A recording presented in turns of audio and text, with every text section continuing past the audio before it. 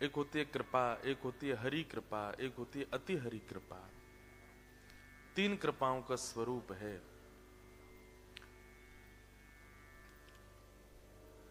भगवत दर्शन होना, मंदिर में जाकर के ठाकुर जी के श्री विग्रह का अनुभव करना, ये कृपा है। फिर उसके प्रति विग्रह ना होकर के ठाकुर जी की भावना होना, ये भाव ही ना आना कि ये विग्रह है, ये हरि कृपा है। और उन्हीं ठाकुर जी की लीलाओं के लीलात्मक भाव का फिर उसी विग्रह में दर्शन करना, उन्हीं स्वरूप में अनुभव करना, ये अति हरि कृपा है। बिना श्रवण कथा के वो होता नहीं। आप मंदिर जाकर के क्या दर्शन करते हैं? ठाकुर जी का श्री विग्रह है, आज ऐसे वर्ण की पोशाक पहनी है, ऐसी माला पहनी है, पुजारी जी ने ऐसे आरती की, आदि आदि, ये सब केवल इतना ही रोज देखते हैं तो फिर आप वो अनुभव नहीं कर पा रहे हैं जिस अनुभव की स्थिति होनी चाहिए। हर दिन ठाकुर जी एक लीलात्मक भाव में रहते हैं और उस लीलात्मक भाव का अनुभव गुरु कृपा से ही होता है। वंशी पकड़े हैं, त्रिभंग लली ठाकुर जी खड़े हैं, ये तो सबको ही दिख रहे हैं, पर आपको उसमें विशेष क्या दिख रहा है? ये भगवत कृपा है। और ये ऐसे सत्रों से, गुरुजनों की कृपा से, वैष्णव संग से वो अनुभूतियां होनी प्रारंभ हो जाती हैं, जैसे श्री कुंभनदास जी को होती है, जैसे श्री सूरदास जी। सूरदास जी के तो नेत्र ही नहीं है, फिर भी वह अनुभव करते हैं ठाकुर जी के स्वरूप का। प्रसिद्ध कथा है कि सूरदास जी रोज ठाकुर जी का दर्शन करने जाते थे। नेत्र उनके पास थे नहीं, तो जैसे दर्शन करने के लिए जाते तो सब लोग दर्शन करते, सूरदास जी उस पद का गायन कर देते कि आज ठाकुर जी लग कैसे रहे हैं। और सब आश्चर्यचकित हो जाते, इनको किसने बताया? ये तो देख ही नहीं सकते, ये तो अंधे हैं। फिर इनको कैसे अनुभव हो जाता है कि ठाकुर जी कैसे रूप में है? किसी दिन ठाकुर जी पीत वस्त्र पहनते, तो जैसे पर्दा खुलता सब लोग तो दर्शन करते, सूरदास जी पीछे खड़े खड़े गाते, पीत वसन मन भावे, पीत वसन मन भावे, हरि को पीत वसन मन भावे, हरि को पीत वसन मन भावे। कभी ठाकुर जी मोर मुकुट पहन करके खड़े तो मोर मुकुट की छवि पे वारी जाऊं, छवि पे वारी जाऊं, मोर मुकुट की छवि पे वारी जाऊं, मुकुट की छवि पे और फिर सब वर्णन कर देते। केवल ऐसा ही नहीं कि रंग बता दिया, मुकुट बता दिया, वर्णन कर देते कि आज ठाकुर जी ने श्रृंगार में माला कैसी पहनी है, उस माला में नग कैसे लगे हुए हैं, उन नगों के नीचे मोती कैसा चमक रहा है, यहां तक कि ठाकुर जी ने आज भोग क्या लगाया वो तो किसी को भी नहीं पता। आज ठाकुर जी ने कढ़ी पाई है, पकौड़ी पाई है, उसके साथ में रबड़ी पाई है, और ठाकुर जी ने आज छाछ पाई है, आदि सब वर्णन कर देते। और दर्शनार्थी दर्शन कम करते, सूरदास जी की बात सुनकर के आश्चर्य करते, बोले इनको कौन बता देता है।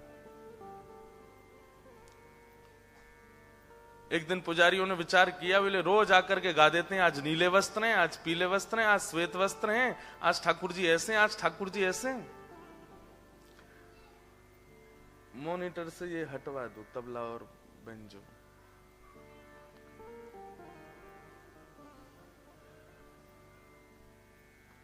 क्या बता रहा था मैं?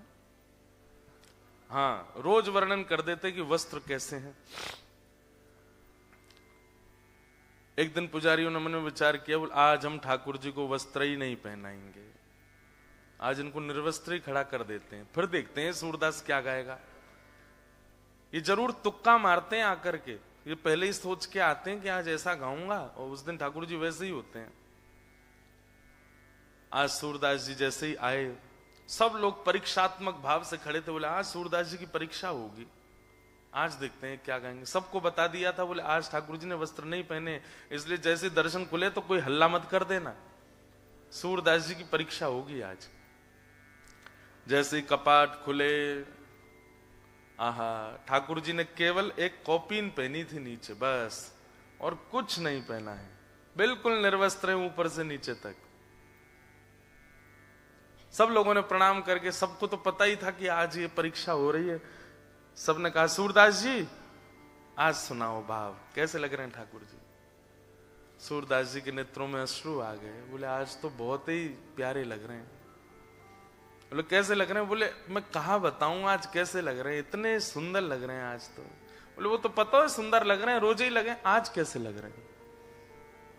आहा, मोतिन माल गले उर साजे, मोतिन माल और साजे, छवि के उठत तरंगा, छवि के उठत तरंगा, आज हरि देखे नंगम नंगा, आज हरि देखे नंगम, आज हरि देखे नंगम नंगा, आज हरि देखे नंगम। सूरदास जी ने गा दिया। बोले आज मोतियों की माला गले में पहनी है। बोले वो तो हमको भी दिख रहा है, और क्या है बताओ, विशेष क्या है? सूरदास जी बोले मत बुलवाओ। बोले नहीं नहीं बोलो। बोले आज हरि देखे नंगम नंगा, आज हरि देखे। भैया इतना सुनते ही सब वहां तो सजल नेत्र हो गए सबके। बोले हे सूरदास जी आप अद्भुत हैं,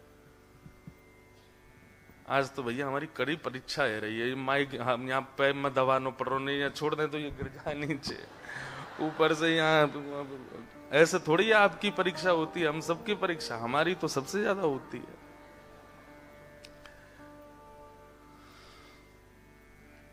आप उसकी वॉल्यूम ही कम कर लो, इसमें तो आ ही रही है आवाज। तो सूरदास जी को बिना नेत्रों के अनुभव हो जाता है ठाकुर जी का। अंत तो गत्वा सबने सूरदास जी से इस रहस्य को जानना चाहा कि कोई टोना है, कोई टोटका है, कोई मंत्र विधि है, कोई तंत्र विधि है, ये है क्या? आपको ये अनुभव कैसे हो रहा है? आपको ठाकुर जी का साक्षात्कार कैसे हो जाता है? सूरदास जी कहे, बोले मैं बता तो दूंगा लेकिन तुम विश्वास करोगे नहीं। बोले नहीं हम विश्वास करेंगे, आप बता दीजिए। तब सूरदास जी ने ये पद आश्रय का गाया। दृढ़ इन चरणन केरो भरोसो, दृढ़ इन चरणन केरो। मेरे जो गुरु हैं उन पे मुझे अटूट विश्वास है, उनकी वाणी पर, उनके स्वरूप पर, उनके भाव पर, उनके चरणार विंदों में मेरा ऐसा अविचल विश्वास है कि वो जो कह दें वो मेरे लिए सर्वोपरि है। और भैया मैंने और कछु नहीं कियो, केवल अपने गुरुदेव पर पूर्ण भरोसा किया है और अपने आप को समर्पित कर दिया है। जब से ये भाव मैंने प्रकट किया है अपने गुरु के प्रति, तब से ही ये अनुभव होने लगे हैं कि बिन नेत्रों के मुझे ठाकुर जी का अनुभव होता है, बिन नेत्रों के मुझे ठाकुर जी का दर्शन होता है। सोचो, श्री वल्लभ नख चंद्र छटा बिन सब जग माही, अंधेरो भरोसो। दृढ़ इन चरणन के रो। अपने गुरु के चरणों के अलावा ये विश्वास मैंने किसी को दिया नहीं। जैसे कैसा भरोसा होना चाहिए गुरु के प्रति, जैसे एक बालक को अपनी मां का होता है। भूख लगी है, प्यास लगी है, गर्मी लगी है, सर्दी लगी है, वो उसको पता है कि मेरी मां मेरा ध्यान कर लेगी। मां मुझे भूख लगी है, बस इतना एक बार कहता है, इतने में तो मां व्यवस्था कर दे, और कहना भी नहीं पड़ता। उसके आव भाव से ही मां समझ जाती है कि इसको भूख लगी, अब इसको कुछ खिलाओ, अब इसको प्यास लगी, कुछ पिलाओ, अब ये रो रहा है, इसको कहीं दर्द है।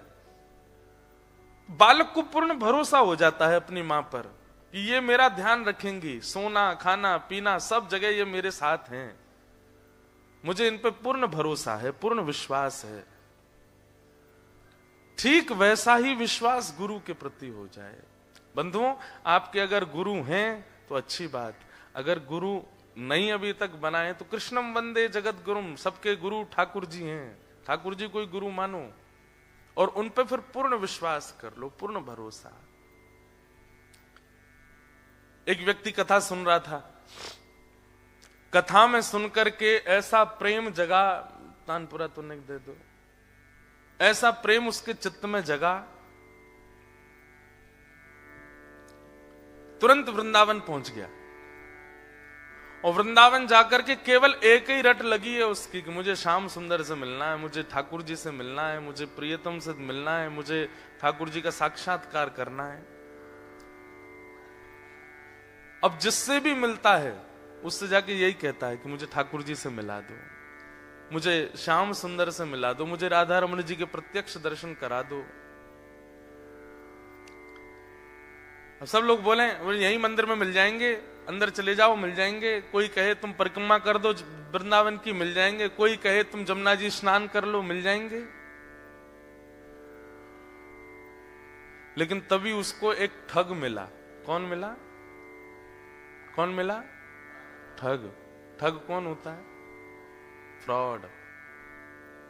जो लोगों के मन से खेले, व्यवहार से खेले, विचार से खेले, वो ठग है। तो वो रोते रोते जा रहे थे, मुझे श्याम सुंदर से मिलना है, मुझे ठाकुर जी से मिलना है, जो विधि बताओगे वो करूंगा। ऐसी ही स्थिति एक बार रसखान की हुई थी। रसखान भी जब वृंदावन आए तो वृंदावन आकर के ऐसी स्थिति में ही थे, जिससे बैठ के मिलते उससे यही पूछते मुझे श्याम सुंदर कैसे मिलेंगे। तो कोई कहता तुम ब्रजरज लगाया करो, तो पूरे तन पे ब्रजरज लगा के घूमते थे। अब मिल जाएंगे? बोले हाँ मिल जाएंगे। ऐसे ही घूमते थे। फिर किसी से मिले, वो किसी ने कहा तुम भैया इतनी मिट्टी पोत के क्यों चलते हो? बोले श्याम सुंदर से मिलना है। बोले इससे नहीं, तुलसी माला पहनो, कंठी पहनो, उससे मिलेंगे। तो रज भी लगाते, ऊपर से यहाँ पे भी कंठी पहन ली, इधर भी कंठी पहन ली, यहाँ भी तुलसी माला पहन ली, कमर में भी पहन ली, सिर पे भी बांध ली, कान में भी लटका ली। बोले अब मिल जाएंगे? सामने वाला बोला भाई महा पागल है ये तो, हाँ मिल जाएंगे, ऐसे ही मिल जाएंगे। तो वैसे ही घूमते। इतने में कोई मिला, उसने पूछा ए भाई तुम इतनी कंठी पहन के क्यों घूमते हो? बोले श्याम सुंदर से मिलना है। ऐसे नहीं मिलेंगे, वृंदावन की रोज 3 परिक्रमा लगाया करो, बस कोई कहे भर दे। निकल गए परिक्रमा में। 3 नहीं, पूरे दिन चलते ही रहते हैं, वृंदावन परिक्रमा में डोलते रहते। जहां नींद आ जाती है वहीं सो जाते हैं, जैसे आंख खुलती है फिर चलने लगते हैं। वृंदावन परिक्रमा पथ छोड़ा ही नहीं, उसी में चलते हैं। फिर कोई मिल गया, बोले भैया हमने देखा तुम पूरे दिन वृंदावन परिक्रमा ही लगाते रहते। बोले श्याम सुंदर से मिलना है। ऐसे नहीं मिलेंगे, वो कंठ भर यमुना जल में खड़े हो जाओ तब मिलेंगे। बस उसी समय कोई कह दे, उस पर यह विचार नहीं करते थे कि कहने वाला योग्य है कि अयोग्य है, कि कितना बड़ा है कितना छोटा है, कौन है। कह दे कि ऐसे ठाकुर जी मिलेंगे, वही करने लगते। हाँ, सब जगह ढूंढा, सब प्रयास किए, उनकी इस भोलेपन पर, उनके इस विश्वास पर कि कोई भगवत प्राप्ति का मार्ग सहज बता दे, उसी को करने लगते हैं। इतने प्रसन्न हो गए ठाकुर जी इस भाव से। देखो दुरो एक कुंज कुटीर में। रसखान को एक दिन ठाकुर जी दिख गए और जैसे ही ठाकुर जी दिखे बावड़े होकर के रसखान डोलने लगे। किसी ने पूछा, बोले क्या हुआ? बोले मुझे ठाकुर जी मिल गए। किसी ने पूछा वर्णन तो करो, कैसे दिखे, कैसे मिले? तो जो वर्णन किया है ना रसखान ने, रसखान कहते हैं देखो दुर्यो में कुंज कुटीर में रहो पलोटत राधिका पायन। बोले मैंने कैसे देखा? सब जगह ढूंढा, मुझे नहीं मिले। तभी मैंने वृंदावन की एक कुंज में देखा, तो उस कुंज में मुझे दिखा कि एक रत्न जड़ित सिंहासन है और उस सिंहासन पर किशोरी जी बैठी हैं और किशोरी जी के चरणों में अपने मुकुट को रख करके श्याम सुंदर बैठे हैं। मैंने वहां उनको देखा। देखो दुर्यो में कुंज कुटीर में रहो पलोटत। पलोटत का मतलब होता है ऐसे ऐसे पलट रहे हैं ठाकुर जी। राधिका पायन, किशोरी जी के चरणों में लिपटा हुआ मैंने श्री कृष्ण को देखा। ये वुमेन एम्पावरमेंट वाले जो होते हैं ना, इनको कभी कभी ठाकुर जी को अपना एम्बेसडर बनाना चाहिए। श्री कृष्ण जैसा नारी सशक्तिकरण करने वाला मुझे आज तक नहीं दिखा। आप लोग जगन्नाथपुरी गए? नहीं भी गए होंगे तो जगन्नाथ जी का दर्शन चित्र में किया होगा। बड़े भैया इधर बैठते हैं, छोटे भैया इधर, बीच में बहन बैठती है, छोटी बहन है। और आप कभी जगन्नाथपुरी जाओगे ना, आपको सब दर्शन करने किसके जा रहे हैं? जगन्नाथ जी के। पर जगन्नाथ भगवान को जब आप देखोगे तो गर्भगृह का गेट इतना सा है और ठाकुर जी इतने बड़े बड़े हैं। तो आप जब देखोगे जगन्नाथ जी इतने ही दिखेंगे आपको और बलभद्र जी इतने दिखेंगे। वो इधर बैठते हैं, जगन्नाथ जी इधर, सुभद्रा जी पूरी पूरी दिखती हैं। मानो इतनी जनसंख्या दर्शन करने के लिए आई है, तब भी ठाकुर जी ने बहन को आगे कर रखा, तुम दर्शन दो, तुम्हारी आराधना होगी। हमारे वृंदावन में आ जाओ, वहां पे भी ठाकुर जी, जो लोग व्रजरस नहीं जानते वो ठाकुर जी का नाम बोलते हैं, जो वृंदावन रस को जान गए हैं वो किशोरी जी का ही नाम बोलते हैं। उनको पता है कि बोले ठाकुर जी तो केवल दर्शन दे रहे हैं, चलेगी तो यहाँ किशोरी जी की। जब लाला थे तो यशोदा मैया सर्वोपरि, जब नेक बड़े हुए तो किशोरी जी सर्वोपरि।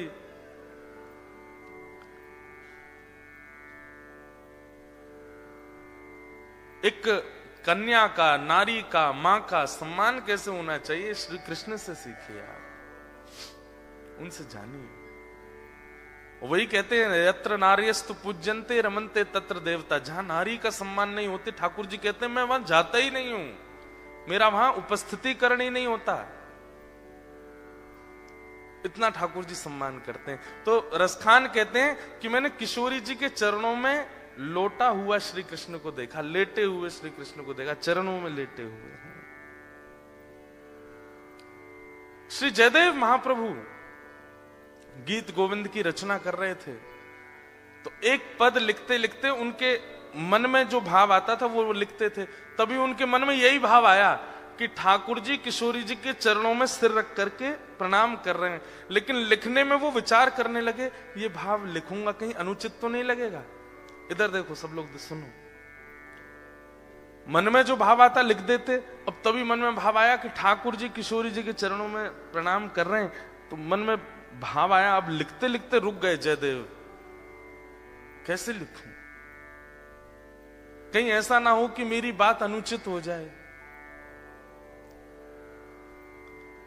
वहीं रोक दी अपनी कलम और कलम रख करके गीत गोविंद की पत्रिका विराम दे करके पत्नी से बोले, देवी अभी आगे की पंक्ति याद नहीं आ रही, सोचने लगे कुछ और आएगा तो वो लिखूंगा।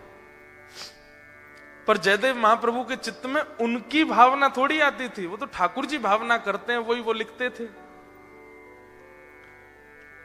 लेकिन जयदेव महाप्रभु ने उस बात को लिखा नहीं कि किशोरी जी के चरणों में श्री ठाकुर जी के मस्तक रखे हैं। अधूरा छोड़ करके जयदेव महाप्रभु जैसे ही बाहर गए, पत्नी से बोल गए, देवी हम स्नान करने जा रहे हैं, तुम भोजन की व्यवस्था कर लो और फिर आकर के हम भोजन करेंगे, फिर कुछ याद आएगा तो आगे लिखेंगे। जयदेव महाप्रभु जैसे ही गए, इतने में ठाकुर जी जयदेव महाप्रभु का रूप बना के आ गए। जयदेव महाप्रभु संकोच कर रहे हैं लिखने में, तो ठाकुर जी ही जयदेव महाप्रभु बन के आए और तुरंत जैसे लौट कर गया तो पत्नी बोली, अरे आप तो स्नान करने गए थे, इतनी जल्दी कैसे आ गए? अरे देवी मुझे वो पंक्ति याद आ गई, मैं लिख दूं। और जो जयदेव महाप्रभु सुन रहे थे और लिखने में संकोच कर रहे थे, ठाकुर जी ने वही लिख दिया। किशोरी जी के श्री चरणों में मेरे मस्तक हैं, लिख दिया।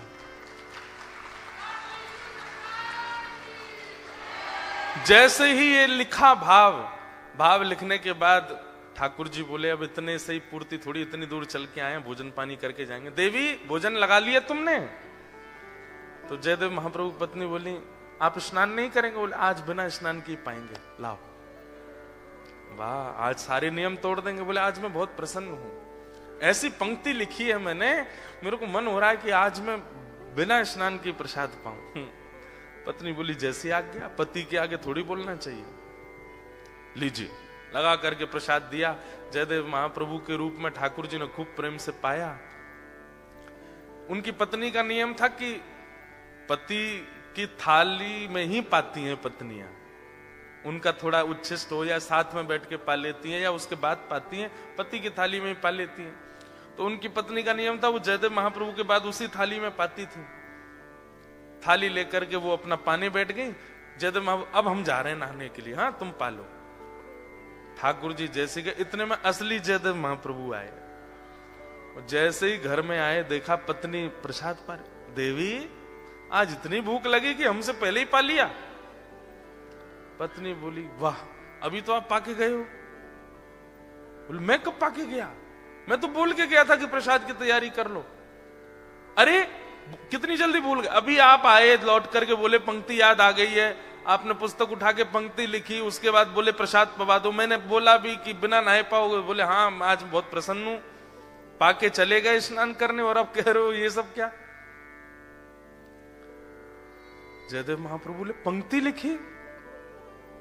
हाँ, आपने गीत गोविंद में पंक्ति लिखी।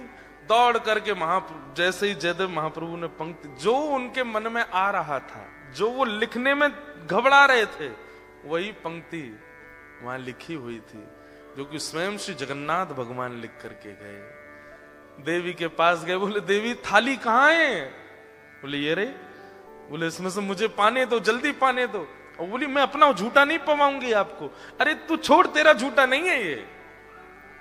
वो कोई और नहीं थे, वो स्वयं ठाकुर जी आए थे। मैं संकोच कर रहा था लिखने में, उस संकोच को बदलना चाह रहा था मैं, लेकिन मेरी अनुपस्थिति में ठाकुर जी आए, लिख करके गए और तेरे हाथ से बनी प्रसादी पा करके अपना उच्छिष्ट प्रसाद तुझको दे करके गए। मुझे दे दे, उसमें से 2-3 कण दे दे। वो ठाकुर जी पा करके गए। ऐसे जयदेव महाप्रभु। तो ये व्रज का भाव है। वहां किशोरी जी कौन है? बंधुओं, श्री राधा रानी कौन है? ध्यान से सुनिएगा। व्यक्ति को जब अत्यंत आनंद आता है, तो देखो यहां बैठे हर व्यक्ति, मुझसे लेके पीछे तक, हम सबको जब भी बहुत आनंद आता है तो हम सबकी एक कोई ना कोई क्रिया है, हम वो करते हैं। जैसे कोई व्यक्ति है वो जोर से नाचने लगता है जब उसको बहुत आनंद आता है। कोई व्यक्ति है उसको बहुत आनंद आता है वो रोने लगता है। कोई व्यक्ति जिसको आनंद आता है वो चिल्लाने लगता है। कोई व्यक्ति उसको बहुत आनंद आता है तो बड़े उल्टे सीधे काम भी करते हैं लोग। कई लोगों को बड़ा जोर से आनंद आता है तो सिर के बल लुढ़क ही मारते हैं, करते हैं। कोई कूदने लगता है, कोई चिल्लाता है। ऐसे ही श्री कृष्ण को जब बहुत आह्लाद होता है तो श्री ठाकुर जी प्रकट नहीं कर पाते। ब्रह्मांड नायक है ना, इसलिए ठाकुर जी ने विचार किया मैं क्या करूं। मेरा अत्यंत आह्लाद, जो मेरा जो आनंद का स्वरूप है, जब मुझे बहुत प्रसन्नता होती है तो मेरे हृदय में जो आह्लाद है मैं उसको कैसे प्रकट करूं। तब ठाकुर जी ने एक दिन मन में विचार किया कि आज मैं अपने आह्लाद स्वरूप को प्रकट करूंगा। जो मेरे चित्त में आनंद आता है उसको मैं प्रकट करूंगा। और जब ठाकुर जी ने अपने चित्त के आह्लाद को प्रकट किया तो वही आह्लाद ही श्री किशोरी जी के रूप में प्रकट हुआ। इसलिए ठाकुर जी की आह्लादनी शक्ति है कौन? श्री राधा रानी। ठाकुर जी का अद्भुत सुख, अद्भुत आनंद, अद्भुत उत्साह, अद्भुत प्रेम, वो सब एकत्रित हुआ हृदय में, और वही श्री ठाकुर जी से प्रकट हुआ श्री किशोरी जी के रूप में, श्री लाडली जी के रूप में। इसलिए ठाकुर जी सदा उनको निहारते हैं। कई लोगों के मन में बहुत प्रश्न आते हैं, क्योंकि हम लोग आजकल के सीरियल्स देखते हैं, आजकल की मूवीज देखते हैं, तो आजकल के लड़का लड़की की तरह ही हमको दिखते हैं। ठाकुर जी का वो आह्लाद है, ठाकुर जी नित्य देखते हैं किशोरी जी को, उसी से ही प्रसन्न होते हैं, उसी से ही आनंदित होते हैं। तो रसखान को वही दर्शन हुए। देखो दुर्यो में कुंज कुटीर में रहो पलोटत राधिका पायन। किशोरी जी के चरणों में लोटा हुआ मैंने कृष्ण को देखा। परंतु ये भगवत साक्षात्कार रसखान को, जयदेव महाप्रभु को, सूरदास जी को कैसे हो रहा है? केवल एक क्रिया, गुरु के प्रति अटूट विश्वास।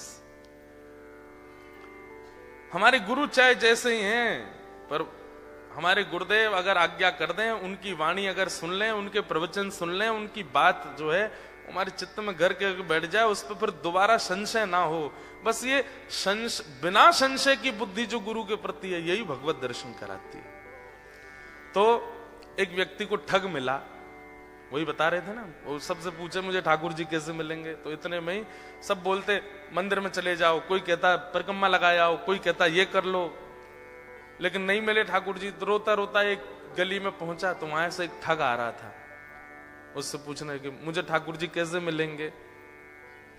तो ठग ने देखा, बोले कि इसकी स्थिति बड़ी भावुक है, रो रहा है और ठाकुर जी से मिलने के लिए बड़ा व्याकुल है, लेकिन इसके हाथ में 2-3 सोने की अंगूठी हैं, गले में एक चैन भी पहनी है, उसके पास में बैग है, उसमें भी कुछ तो रुपए पड़े ही होंगे, चलो इसको मिलवाते हैं ठाकुर जी से। बोले मेरे साथ चलो, मेरे पीछे पीछे चलो। और जैसे बोला पीछे, वो तो इतना उत्साहित हो गया, चलो चलो मिलवाओ ठाकुर जी से। जमुना जी ले गए। जमुना जी जाकर के बोले अब सारे वस्त्र उतार दो, अपने झोला रख दो नीचे। वस्त्र उतार दिए तुरंत। बोले कैसे मिलेंगे ठाकुर जी? बोले जितना पहना है सोना चांदी सब उतार दो। सब उतार दिया। बोले बस एक वस्त्र में रहो, जाओ कंठ भर जमुना जी में खड़े हो जाओ। तुरंत चला गया। अब उसको ठंडी कहां लगती है, उसको गर्मी। जिसको ठाकुर जी से मिलने की इच्छा हो, उसको फिर बाह्य व्यवहार, फिर जिसको प्रेम हो गया हो ना, उसको ना भूख लगती है, ना प्यास लगती है, ना नींद लगती है, ना ठंड लगती है, ना गर्मी लगती है, कुछ नहीं लगता। प्रेम अद्भुत वस्तु है। हम आप सब लोगों को जो होता है वो आकर्षण है। हम आप सब लोगों को जो होता है वो संसारी केवल और केवल मोह है। बहुत 0.1% किसी जीव को प्रेम होता है। हमारा आपका प्रेम स्वच्छ नहीं है, लेकिन जिसको प्रेम हो जाता बाधित नहीं करती। अपने प्रियतम को अगर देखना है तो कितनी भी ठंड पड़ रही हो, वो ठंड में जग जाएगा। अपने प्रियतम के लिए भूखा रहना है तो रह लेगा।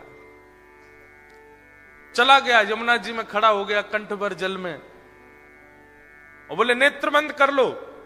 और नेत्र बंद करके श्री राधा पुकारते रहो। जब तक मैं कहूं नहीं तब तक आंख मत खोलना। जैसे ठाकुर जी सामने आएंगे मैं बोलूंगा कि आंख खोलो, तभी खोलना। तुरंत आंख बंद करके खड़ा हो गया। ठंड पड़ रही थी, कंठ भर जमुना जल में खड़ा है। श्री राधा श्री राधा श्री राधा श्री राधा। ठग ने सारे कपड़े उठाए, झोला उठाया, अंगूठी सब उसकी ली, भाग गया। वो बेचारा खड़ा है जमुना जी में। इतने में ही नुकुंज में विराजमान श्री किशोरी जी ठाकुर जी के पास गई। बोले श्याम सुंदर देखो तो एक वैष्णव कितनी ठंड में जमुना जल में खड़ा होकर के मुझे पुकार रहा है।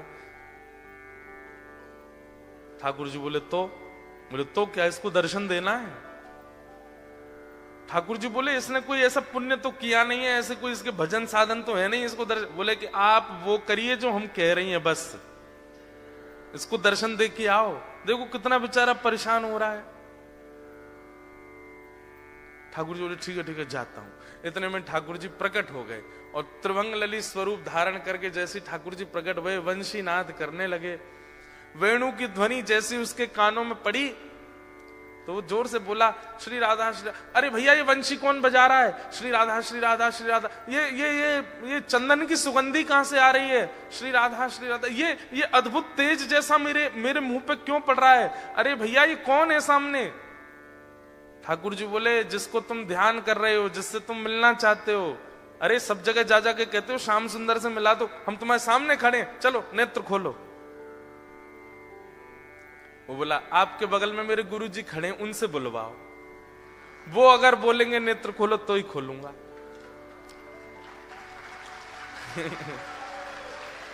ठाकुर जी आप आ गए, बहुत अच्छा किया आपने अपने वचन का निर्वहन किया, पर आपके बगल में मेरे गुरुजी खड़े हैं, वही मुझे लेकर के आए थे। उन्होंने ही कहा था जमुना जी में खड़े हो जाओ, राधा राधा जपो। गुरुजी कहां गए मेरे? बोले कि यहां कोई गुरु नहीं है।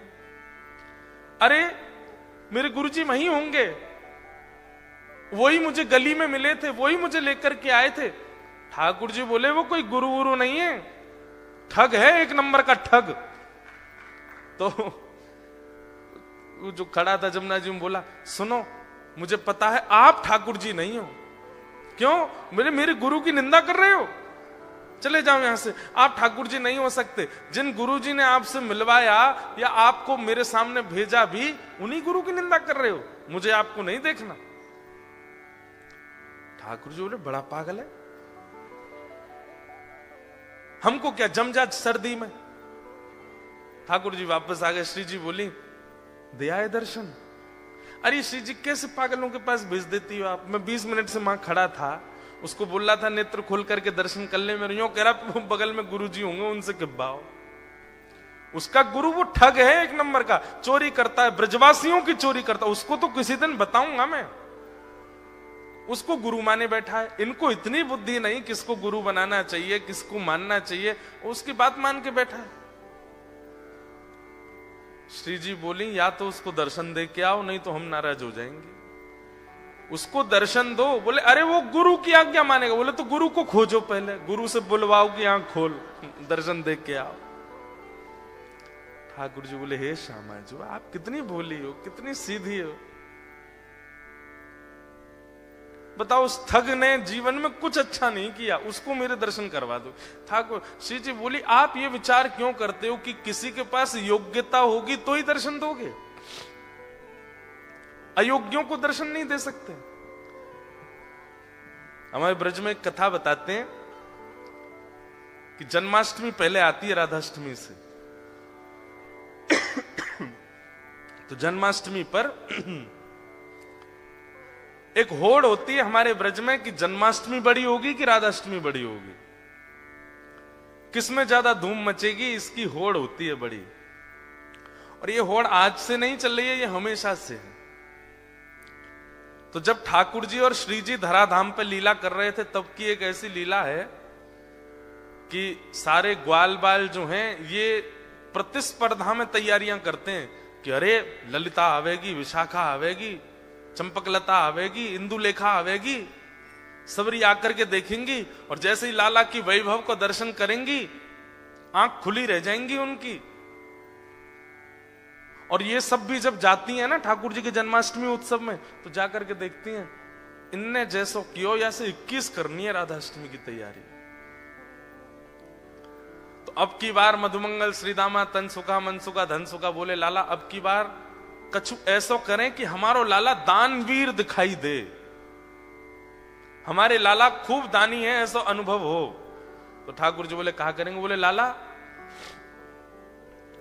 लड्डू बनवा में। बोले कितने लड्डू? बोले कोई गिनती नहीं, बनवा दे बस। और सबसे कहेंगे कि अपने अपने घर से पात्र लेकर के आओ, जितना बड़ा पात्र होगा उतने लड्डू भर के देंगे। बरसाने वारिन की आंख खुलनी चाहिए, देखो हमारा लाला कितना दानवीर। कोई इतनी बड़ी परात लेके आवेगा तो वो भर के देंगे, और कोई छोटी कटोरी लेके आवेगा तो वो भर के, जितना बड़ा पात्र उतने लड्डू भर के देंगे। सब लोग इधर देखो। श्री जी आई सब सखीन के साथ। तो जैसे ही श्री जी पहुंची तो सब सखा सवरे सिर उठा के खड़े, देखिए हमारे लाला के कैसो दानवीर है हमारो लाला। सब लोगन को लड्डू भर भर के दे रहे हो, जितने बड़े बड़े पात्र। आप सबको ब्रजभाषा समझ आ रही है?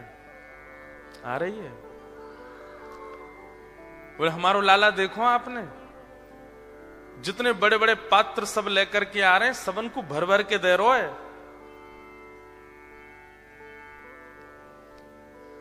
इतने में ललिता बोली और कोई छोटे पात्र लेके आ रहे हो तो? वो बोले भाई जितना बड़ा पात्र उतने ही लड्डू मिलेंगे, और तुम्हारी बस चले तो इतना बड़ा पात्र ले आओ, लाला भर के ही देखो, अब तुम पे है ही इतना सा तो फिर तो 4 लड्डू ही देखो। ललिता विशाखा बोली राधाष्टमी पे बरसाने आइयो अब के तो दिखाएंगे हम। तो सब रे सखा बोले ऐसो कहा करेंगे ये, तो बरसाने में कहा कियो, सब जगह हल्ला मचवा दियो, कोई भी पात्र लेकर के मत आइयो, खाली हाथ आइयो। तो ये सुनकर के सब सखा बोले बताओ पात्रन की मना कर दिए दे तो कहा देंगे ये।